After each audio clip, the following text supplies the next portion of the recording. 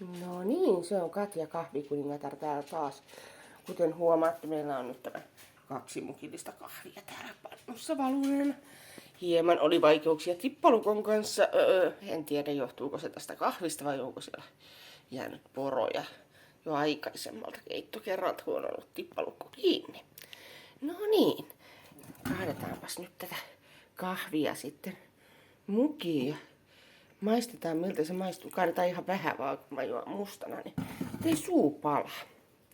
Joo. Hetken aikaa hörskytellään, että hieman viilenee. Ettei sitten tuu palovammaa suuhun. No niin. Nyt saatte katsella tätä kahvinkeitintä sen aikaa, että minä hörppään.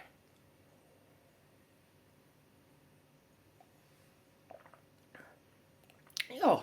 Tää maistuu ihan automaattikahvilta. Eli jos tykkäätte työpaikan automaattikahvista, niin suosittelen ostamaan Coop Extra keskivahvaa vaahtoista suodatinkahvia. Kiitos.